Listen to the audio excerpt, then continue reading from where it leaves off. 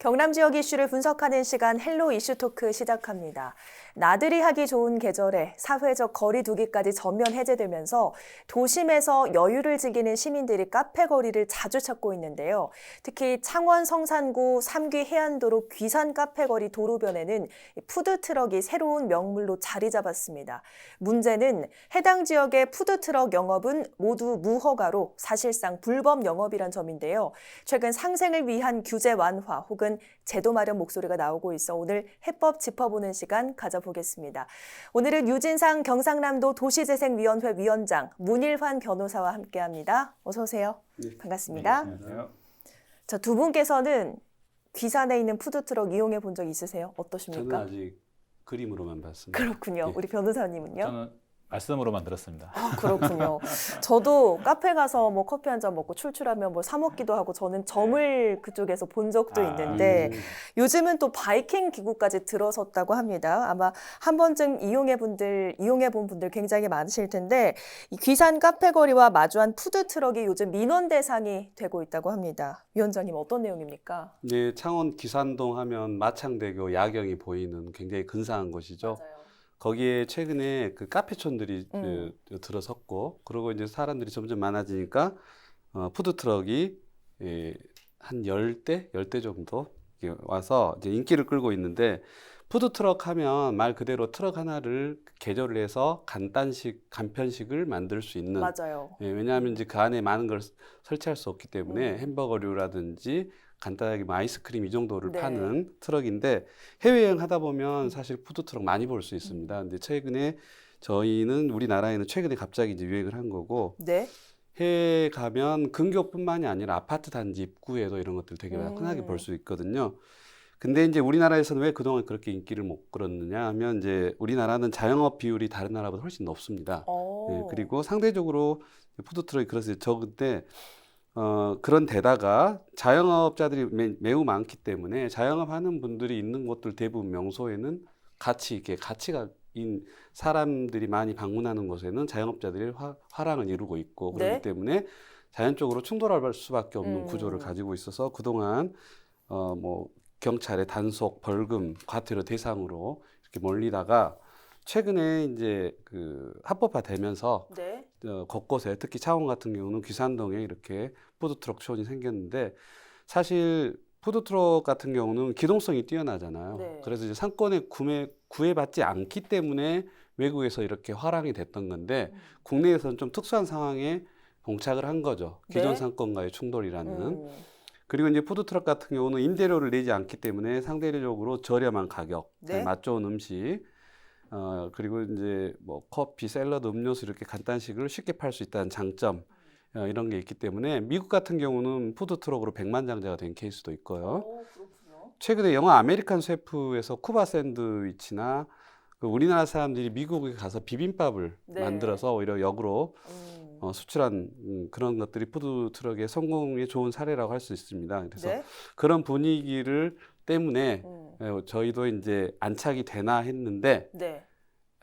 이제 여러 가지 문제점들이 생긴 거죠. 상인들과의 그렇군요. 충돌 이런 것들이. 그럼 결국에 이 문제가 대두된 가장 큰 이유는 우리 위원장님께서 말씀해 주셨듯이 기존 상인들과의 충돌인 건데요.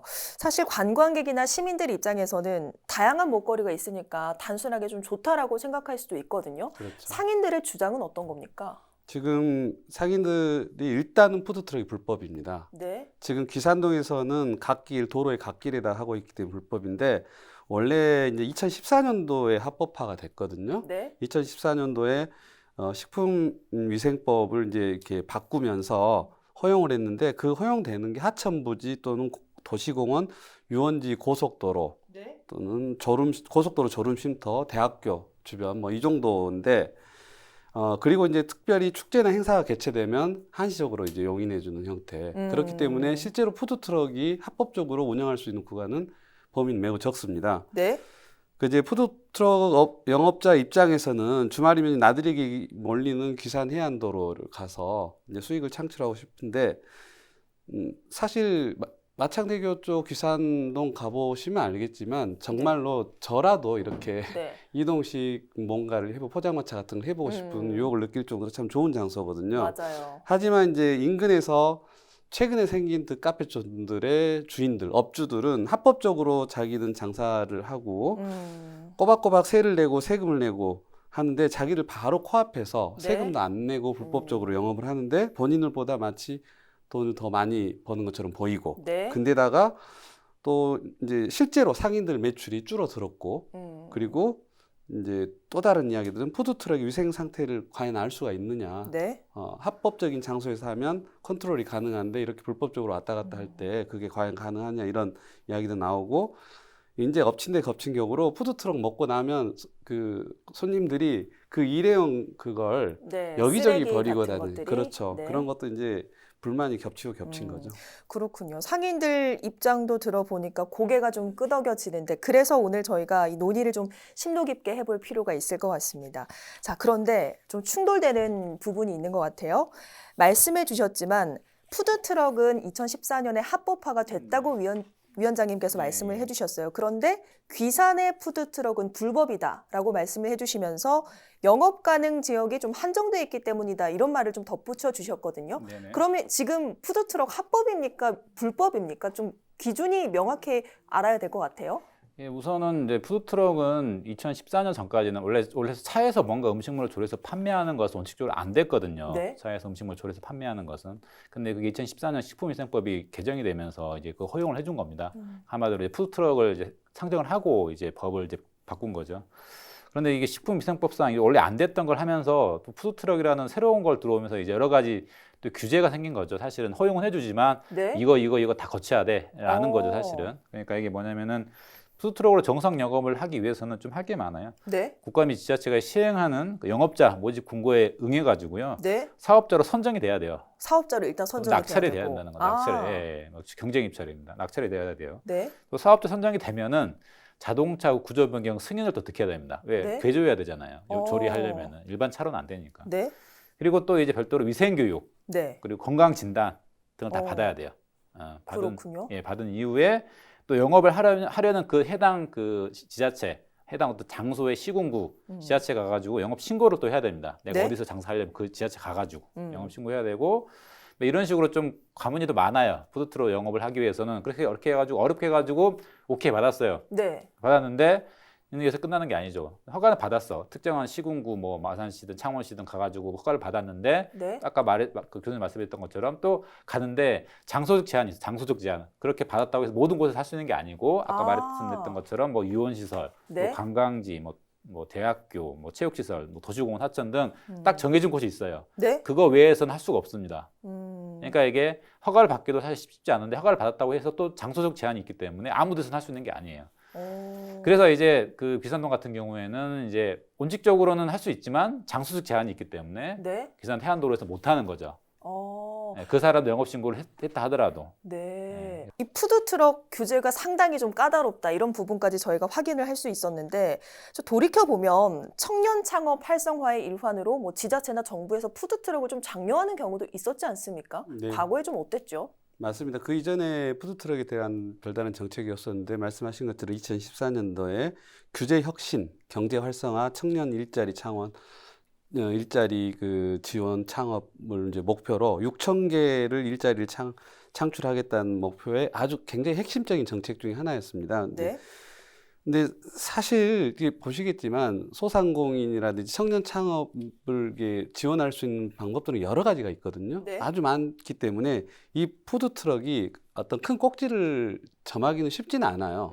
그 아이디어 중에 하나일 뿐이죠. 네. 근데 어찌됐든 일단 합법화가 됐고 사실 당초 푸드트럭은 소자본으로 창업이 가능하고 이동 영업이 가능했기 때문에 근데다가 경영 컨설팅, 그다음에 마케팅 이런 것들을 정부와 지자체에서 지속적으로 지원을 해줬어요. 네. 그다음에 푸드트럭을 개조하는 비용, 창업하는 비용 등을 실제로 대줬거든요. 그래서 이제 오. 당시에 당연히 그러면 그 화랑이 됐겠죠. 네. 그리고 그랬었고 그렇게 지원책이 더해지자 당시 포화 상태였던 요식업체의 창업 네. 거기에 아주 선풍적인 창업 시장의 대안으로 주목을 받았습니다. 근데 이제 하지만 이제 경쟁력이 너무 치열하다 보니까 결국은 수수료 부담, 그다음에 세액을 또 내주기도 하는 그런 것들이 여느 식당과 다를 바가 없이 돼가지고 과도한 경쟁, 임대료 부담 이런 것들로 경영난이 가중되면서 그리고 또 한 3, 4년 후에는 정부나 지자체에서 지원을 또 점점 줄이기 시작했거든요. 네. 그래서 이제 경영난이 그대로 되풀이 되면서 지금 사실은 아주 위축된 상태죠. 그래서 이제 귀산동 같은 경우는 굉장히 특이한 케이스고. 네. 그러면 과거에는 지자체나 정부에서 장려를 하면서 지원을 하기도 했지만 지금은 좀 방법이 없어지면서 지원을 하지 않고 있다 이런 말씀이신가요? 그래서 그것도 푸드트럭에 문제가 생기는 하나의 문제점인데 네. 그 구체적인 수치를 보면 2015년도에 21건이었으니 막 시작했을 때 네. 푸드트럭 영업 신고 건수가 네. 2017년도에 거의 670건으로 급증을 했고 어. 그리고 지난해에 160건으로 줄었습니다. 네. 뭐 변화 추이만 보면 그 상황을 알 수가 있겠죠. 그 이면에는 말한 것처럼 지원도 줄고 여러 가지 상호 경쟁들 치열해지고 기존 상권과의 충돌 이런 것들이 있었고 또 하나는 이제 당시 이제 푸드트럭 사업을 총괄했던 청년위원회가 있었는데 네. 그게 좀 해체가 됐거든요. 아. 그래서 컨트롤 타워 없어진 것도 일조를 했습니다. 그렇군요. 어쨌든 지자체가 마음먹기에 따라서 소상공인 지원으로 푸드트럭도 충분히 지원 가능할 수도 있다. 이런 뜻으로 좀 읽히기도 하는데 그래서인지 최근에 귀산에서 푸드트럭 운영하는 업주들이 지자체에 상생 방안을 좀 내달라 이렇게 요청을 한 것으로 알려집니다. 받아들여질 가능성이 있을까요? 근데 우선 아까 말씀드렸지만은 그 법령상 그 해안도로가에서는 영업을 할 수가 없어요. 네. 그 지역적 제한이 있기 때문에 뭐 지자체 단계에서 할 수 있는 부분이 아니고요. 그 법령을 바꿔야 되는 부분이라서. 네. 그래서 뭐 이제 문제는 또 이제 해안도로가에서 이미 이제 가게를 뭐 오픈하고 있는 그냥 이미 그 상인들과 그 관계성도 있기 때문에 사실은 이제 거기 오는 그 관광 손님들이 딱 정해져 있잖아요. 네. 뭐 갑자기 확 거기가 뭐 푸드트럭 있다고 2배로 늘어나는 건 아니잖아요. 그러니까 결국에는 갈라먹기가 되는 거기 때문에 그러니까 그 같은 한정된 파이에서 또 뺏어 먹는 상황이 되는 거기 때문에 기존 거기 이제 오프 장사하시는 분들이 좋아할 리가 없죠. 그렇군요.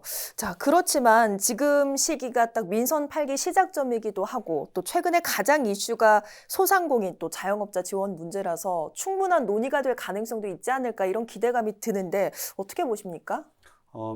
제가 볼 때는 이 푸드트럭 건에 한해서만 이야기를 하자면 단순한 기대감에 불과하지 않느냐. 왜냐하면 이번 지방선거에서 많은 지자체 후보들이 소상공인과 자영업자 정책들을 쏟아냈어요.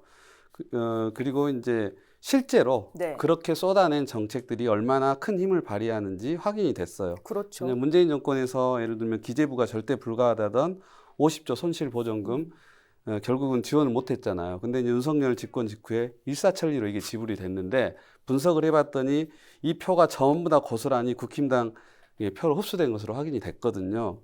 그래서 이제 이런 것들이 굉장히 민감하게 반응을 하는 거죠, 소상공인들이. 하지만 이번 지선에서 그 자영업자, 소상공인 이들에 대한 푸드트럭에 대한 특정한 정책은 보이지가 않았고요.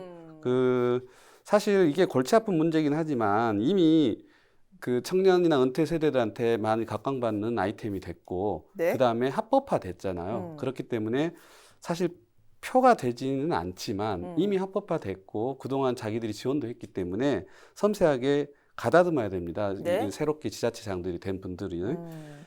그리고 이제 사실 2014년도에도 이 정책이 갑자기 이렇게 합법화가 됐지만 네. 굉장히 저희 판단은 일시적일 거라고 판단을 했거든요. 하지만 일시적이지만 방금 말씀드린 대로 합법화됐기 때문에 이건 행정에서 책임을 져줘야 된다고 생각을 합니다. 그렇군요. 어쨌든 행정에서도 세부 정책을 좀 가다듬을 필요는 있겠지만 두 분 말씀처럼 귀산 지역에서 푸드트럭 운영하는 것은 지금은 법령상 사실상 불법이기 때문에 푸드트럭 업주들께도 저희가 좀 요구해야 될 바가 있을 것 같아요. 어떤 부분들 좀 조언을 해줄 수 있을까요? 우선 푸드트럭 하게 되면은 이제 차에서 조리해서 주는 거잖아요. 그러면 이제 기본적으로는 약간 뭐 위생이라든지 그러니까 별도 위생 교육이라는 게 따로 허가 조건으로 있는 거니까. 네. 그리고 아까 교수님 말씀했지만 이제 푸드트럭이 영업하고 지나간 자리에는 아까 일회용 그 네. 쓰레 같은 게 너무 이제 넘쳐나잖아요. 네. 그러니까 그런 거를 따로 이제 담아둘 수 있는 공간을 확보해야겠죠. 장사만 치고 가버리는 게 아니고. 네.